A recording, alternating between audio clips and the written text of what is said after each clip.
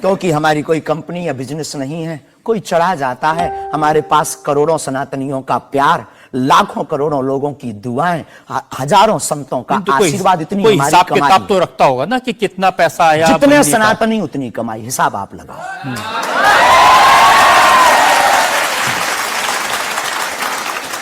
ज्यादा बातें इसलिए होती हैं कि आप जो स्टंट करते हैं पब्लिसिटी के लिए, आप ऐसी ऐसी बातें कह देते हैं।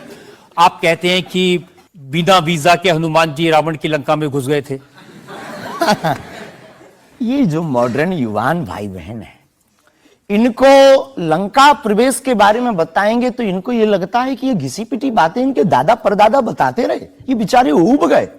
इनको कुछ ऐसा चाहिए कि उस अध्यात्म से कनेक्ट हो पाए। जैसे रावण ने मुझसे फोन पे बात की। हाँ, बिल्कुल, हम वही बोलने ही वाले थे। लगता है आज हमारी शक्ति आपके पास पहुंच गई। तो हमें आपको समझाना है, रावण से फोन का बात का मतलब सबके अंदर रावण बैठा है। कोई ऐसा दुनिया में नहीं जो गलत कृत्य देख रहा, गलत कर रहा और सच जानते हुए चुप है, वो रावण की दृष्टि का आदमी। तो हनुमान जी लंका गए, इसको इन युवानों को कैसे जोड़े? इन्हें तो वीजा, पासपोर्ट, फॉरेनर ये शब्द पता है। तो इनसे कनेक्ट करने के लिए हमारा अध्यात्म इतना विशाल और इतना अथाह है कि उसमें कुछ भी आप डाल दो वो आप सोच रहे हैं कि आपको अध्यात्म पता है, इनको नहीं पता। इस देश की जनता को आपसे ज्यादा अध्यात्म पता है। ऐसा हमने नहीं कहा। हाँ। हमें अपने हिसाब का पता है, उन्हें अपने हिसाब का। वो अपने में श्रेष्ठ हैं, हम अपने में अब कोशिश कर रहे हैं, विद्यार्थी। हमने ऐसा कभी नहीं कहा कि हम श्रेष्ठ हैं, और ये आरोप हमें नहीं लगता कि ठीक है। आपका ये कहना कि मेरे पास एक गधा है जिसमें वाईफाई है और वो प्लेन में भी वाईफाई चलता है, ये मजाक की बातें नहीं है। लोगों की दृष्टि से, भावनात्मक दृष्टि से देखा जाए तो ये बहुत गहरा विषय है। मजाक की दृष्टि से अगर कोई देखेगा तो देखो, जाकी रही भावना जैसी, प्रभु मूलत देखी तुम तैसी।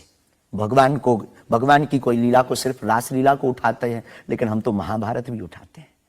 तो अपनी अपनी दृष्टि है, हम ये मजाक में नहीं कहते। हम उनको बताना चाहते हैं कि हमारे देवी देवताओं से जो हमारे इष्ट की परंपरा की जो निशानी है वो अगर नजदीक रहे, गुरु की निशानी अगर नजदीक रहे, माता पिता की बातों की निशानी नजदीक रहे, तो बेटा कभी गलती नहीं करेगा, वो चार चांद लगाता रहेगा। शास्त्री जी, इसको कहते हैं आप अंधों के शहर में आईना बेचने की कोशिश कर रहे हैं।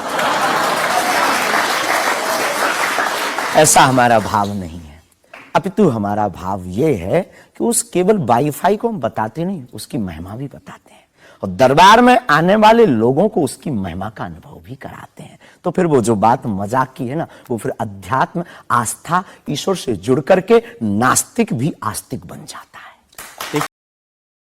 क्या भोले भाले लोगों को बताना चाहिए कि भाई ये मैं मजाक में कह रहा हूं, विनोद हम कहते हैं, और ये मैं असल में बहुत बार बोलते हैं विनोद हम कर रहे हैं, हम बहुत बार बोलते हैं। अब ले ले तो वो उसका निजी अनुभव है। तो अब मैं लोगों को बता दूं कि एक बार बगैर टिकट पकड़े गए थे आप रेलवे में। हाँ, ये तो बताना चाहिए, बिल्कुल पकड़े गए थे। लेकिन ये भी बताइए कि हम टीटी से ही 1100 रुपया लेकर आए थे। उसी टीटी से लेकर आए थे, जिस वाईफाई की आपने चर्चा की, उसी वाईफाई की दम पर उसके बाप का नाम बताकर लेकर आए थे। इसी तरह की बातें कह के ऐसे दिखाते हैं जैसे चमत्कार कर दिया, जैसे मेरे ऊपर हनुमान जी की बहुत कृपा हो गई, मैं भविष्यवक्ता हूं, और फिर जो भोले भाले लोग हैं वो प्रभावित हो जाते हैं। हमने कभी एक नहीं दावा किया कि हम चमत्कारी हैं। आज भी आपकी अदालत में हम कहते हैं कि हम कोई चमत्कारी नहीं है, हम कोई ईश्वर नहीं है, हम कोई महात्मा नहीं है, हम एक आम इंसान हैं। लेकिन हमारी अपने इष्ट की प्रति आस्था, ऋषि परंपरा के प्रति आस्था है, जो महर्षि वाल्मीकि से पत्र दरबार की महिमा चली है, उस महिमा का हम अनुकरण करते हैं, और उस जनों का रास्ता मिल जाता है तो उसे आप चाहे चमत्कार मानिए, अथवा फिर आप अपनी बुद्धि से जो जिसने जो जाना वो हमें माना। देखिए शास्त्री जी, बहुत सारे ऐसे लोग हैं, गरीब हैं, परेशान हैं, बीमारियों से थके हारे हैं, डॉक्टर से आशा छूट जाती है, हॉस्पिटल से आशा छूट जाती है, वो आपके पास आते हैं, वो सोचते हैं यहाँ इलाज मिलेगा। किसी का बच्चा बोल नहीं सकता, किसी का बच्चा चल नहीं सकता, वो लोग बड़ी आस्था विश्वास लेके, जो मैंने जानकारी हासिल की, वो आते हैं, सोचते हैं कि यहाँ से शायद उन्हें कोई रास्ता दिख जाएगा, और उन्हें मिल जाता है।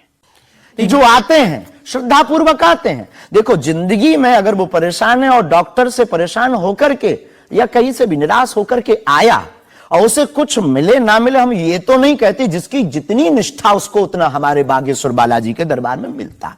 और अगर नहीं मिलता, अगर उसे जीवन जीने की अगर डांडस और सात्तावना मिलती है, तो क्या ये भी कम है?